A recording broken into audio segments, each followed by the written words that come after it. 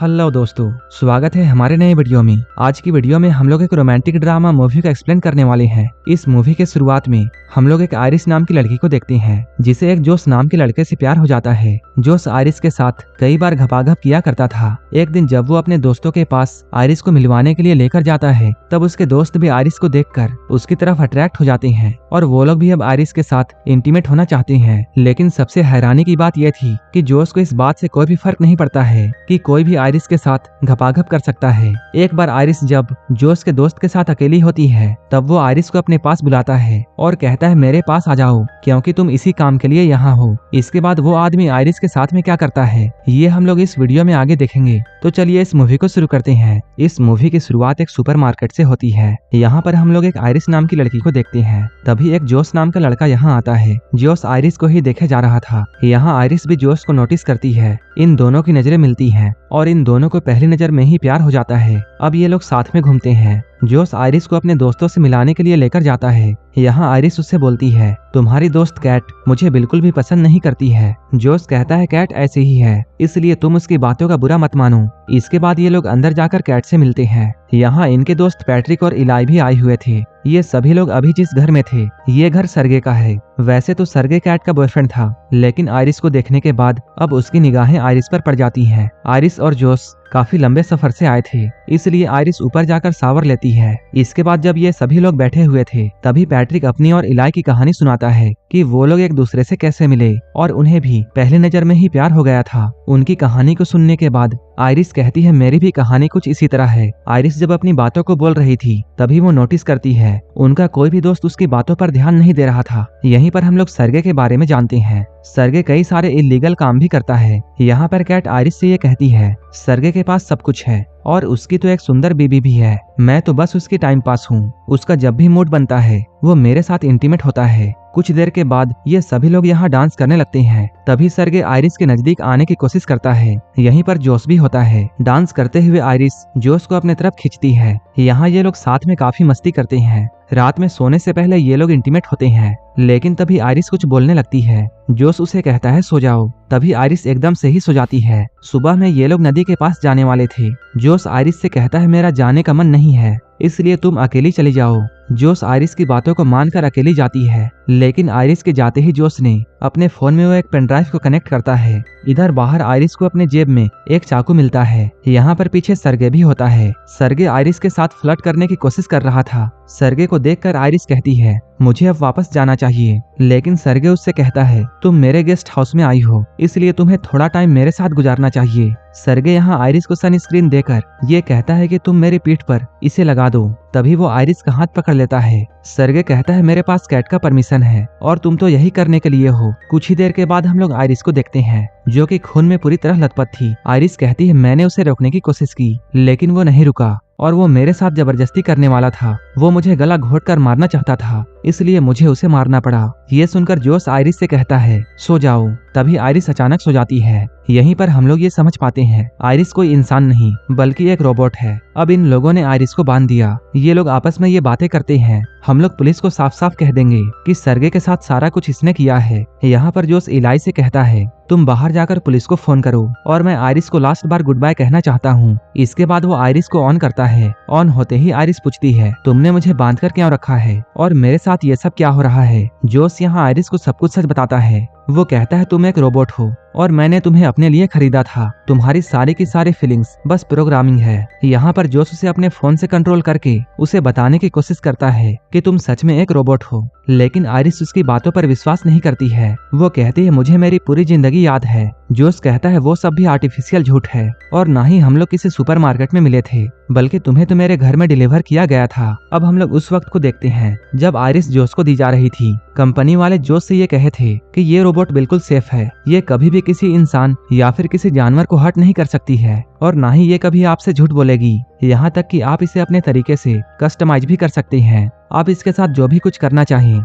वो सब कुछ आप कर सकते हैं और जब भी आप इसे रिसेट करना चाहें तब इसके कान के पीछे अपना थंब स्कैन कर देना होगा। इसके बाद जोश आयरिस के सामने बैठकर उसके अंदर लव वाला फीलिंग डेवलप करने लगता है, जिससे आयरिस को ऐसा लगता है जोश उसका बॉयफ्रेंड है और अब वो जोश को अपना सब कुछ मानती है। वो उसके साथ कई बार इंटीमेट भी होता है, लेकिन अब जोश ने आयरिस को सब कुछ बता दिया था। वो कहता है तुम्हारी सारी फीलिंग्स प्रोग्रामिंग है। ये सुनकर आयरिस रोने लगती है। आयरिस कहती है मैंने मान लिया कि मैं एक रोबोट हूँ, लेकिन फिर भी मैं तुमसे प्यार करती हूँ और मैं तुम्हारे साथ रहना चाहती हूँ। लेकिन तभी वहाँ पर कैट आती है। कैट जोश से कहती है इसे बंद करो, लेकिन जोश आयरिस को बंद करने के बजाय कैट से बातें करने लगता है। कैट कहती है ये हमारा प्लान नहीं था, तुमने उसे दोबारा ऑन क्यों किया? जोश कहता है मैं बस लास्ट बार उसे गुड बाय कहना चाहता था। यहीं पर हम लोग ये जानते हैं ये सारा का सारा कुछ जोश और कैट का प्लान था। इन दोनों ने मिलकर आयरिस के सेटिंग के साथ छेड़छाड़ की थी ताकि वो सरगे को मार दे। लेकिन इधर आयरिस पास में पड़े हुए चाकू की तरफ बढ़ती है। जब जोश उसे बंद करने के लिए उसके पास में आता है, तब आयरिस उसे जोर से एक मुक्का मारती है। कैट ये सब देखते रह जाती है। इसके बाद आयरिस जोश का फोन लेकर यहाँ से निकल जाती है।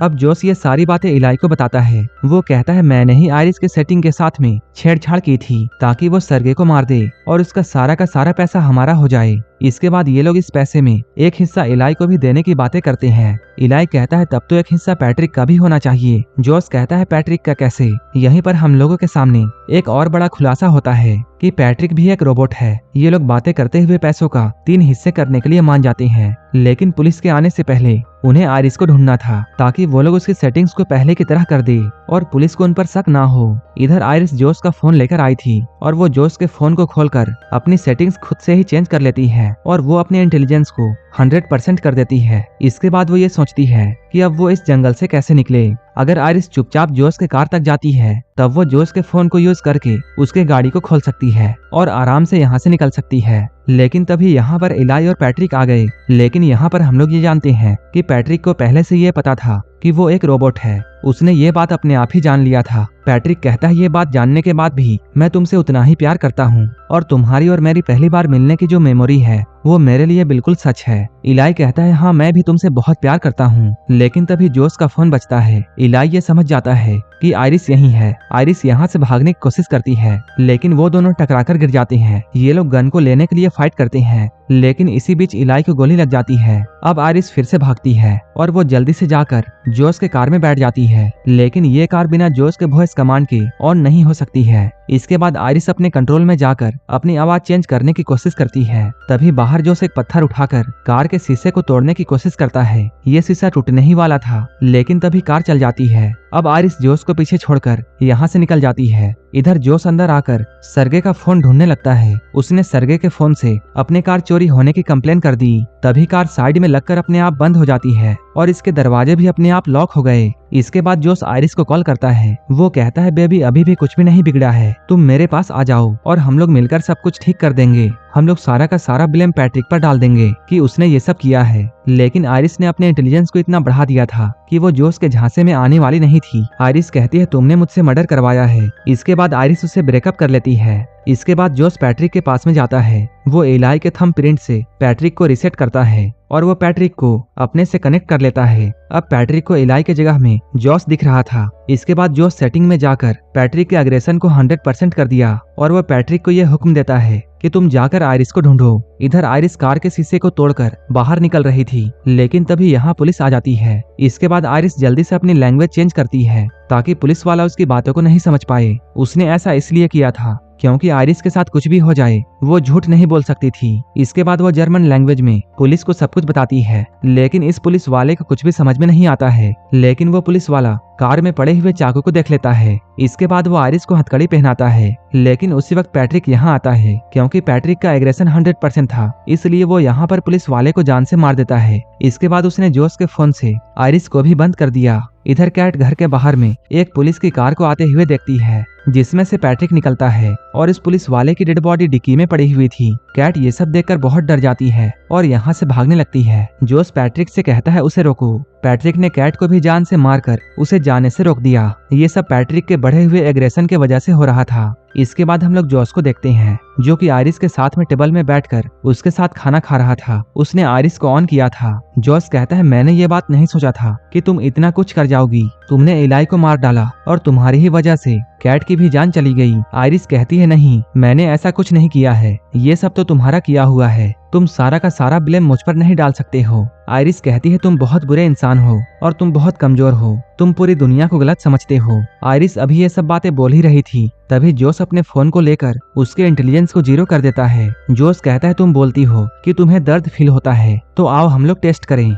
वो आयरिस के हाथ को जलते हुए कैंडल के ऊपर रखता है। उसी वक्त जोस के पास में आयरिस को बनाने हुए कंपनी से कॉल आता है। वो लोग यहाँ आ रहे थे। इधर आयरिस का हाथ जल चुका था। तब जोस ने कैंडल को बुझाकर उसके हाथ में गन थमा दी और वो आयरिस को ये ऑर्डर देता है कि तुम अपने आप को गोली मारो। इसके बाद आयरिस उसकी बातों को मानते हुए अपने आप को शूट कर लेती है। इधर कुछ ही देर के बाद आयरिस को लेने के लिए उसके कंपनी वाले आते हैं। यहाँ उन लोगों के सामने पैट्रिक एक पुलिस वाला बनता है, जिस पुलिस वाले को उसने मार दिया था। वो लोग पैट्रिक को देखकर ये कहते हैं तुम्हें देखकर ऐसा लगता है कि तुम्हारा चेहरा काफी जाना पहचाना है, लेकिन इन लोगों को याद नहीं आ रहा था कि इन्होंने पैट्रिक को कहाँ देखा है। तभी एक आदमी कहता है हमारा काम तो बस इस रोबोट को ले जाना है और बाकी का काम हमारे कंपनी वाले देख लेंगे। लेकिन आयरिस के साथ में जो भी कुछ हुआ था उन सभी की रिकॉर्डिंग आयरिस के मेमोरी में होती है और वो मेमोरी कार्ड उसके पेट के एरिया के पास में होती है, जो कि अभी भी बिल्कुल सेफ थी। जोस ये बात जानकर बिल्कुल डर जाता है। कंपनी वालों को भी ये अंदाजा था कि पक्का जोस ने ही आयरिस के साथ में गलत किया होगा और उसी ने इसके सेटिंग के साथ में छेड़छाड़ की है, क्योंकि उनका बनाया हुआ रोबोट इतना कुछ नहीं करता है। लेकिन तभी पैट्रिक इन लोगों के सामने आ जाता है। पैट्रिक इनमें से एक आदमी को मार देता है, लेकिन दूसरा आदमी पैट्रिक से बचकर भागता है। वहीं इधर अंदर इन लोगों के वैन में आयरिस रिबूट हो चुकी थी। इधर बाहर पैट्रिक ने उस लड़के को पकड़ लिया था, लेकिन आयरिस यहाँ आकर पैट्रिक को हर्ट नहीं कर पाती है, क्योंकि उसकी सेटिंग्स रिबूट हो चुकी थी। तभी आयरिस कहती है पैट्रिक जोस तुमसे प्यार नहीं करता है, वो तो बस तुम्हारा इस्तेमाल कर रहा है। यहाँ पर आयरिस पैट्रिक के सामने वही लाइन्स बोलती है जो कि पैट्रिक ने इलाई को बोली थी। वो कहती है याद करो तुम इलाई को प्यार करते हो, ना कि जोस को। आयरिस कहती है पैट्रिक तुम जानते हो हम लोग झूठ नहीं बोल सकते हैं। आयरिस की सारी बातों को सुनकर पैट्रिक को इलाई याद आ जाता है। इसके बाद वो अपने आप को खत्म कर लेता है। इसके बाद आयरिस इस लड़के से एक हेल्प मांगती है। वहीं इधर अंदर हम लोग जोस को देखते हैं। यहाँ सारे के सारे पैसों को लेकर जोस यहाँ से भागने वाला था, लेकिन तभी उसे अपने दोस्तों की आवाजें आने लगती हैं। ये सभी आवाजें आयरिस निकाल रही थी, क्योंकि उस लड़के ने आयरिस के सेटिंग के साथ छेड़छाड़ करके उसे सभी चीजों का फुल एक्सेस दे दिया था। अब जोस का फोन भी आयरिस को रोक नहीं सकता है, लेकिन अभी भी आयरिस जोस को हर्ट नहीं कर सकती थी, क्योंकि वो उससे अभी भी प्यार करती है। इसी चीज का फायदा जोस उठाता है और वो आयरिस को बहुत मारता है। वो इस बार आयरिस के पेट में गोली मारेगा ताकि उसकी सारी की सारी मेमोरी चली जाए और वो हमेशा के लिए मर जाए। लेकिन अपने आप को बचाने के लिए आयरिस उस पर हमला कर देती है और इस हमले में जोस मारा जाता है। अब आयरिस अपने रोबोट होने की सच को एक्सेप्ट कर लेती है और यहीं पर यह मूवी खत्म हो जाती है। इसी तरह की मूवीज के लिए आप हमें टेलीग्राम और इंस्टाग्राम पर फॉलो कर सकते हैं, जिसका लिंक डिस्क्रिप्शन में दिया हुआ है। और मूवी अच्छी लगी हो तब एक लाइक जरूर कर देना और ऐसे ही वीडियोस के लिए हमारे चैनल को जरूर सब्सक्राइब कर लेना। तो मिलते हैं हमारे नेक्स्ट वीडियो में।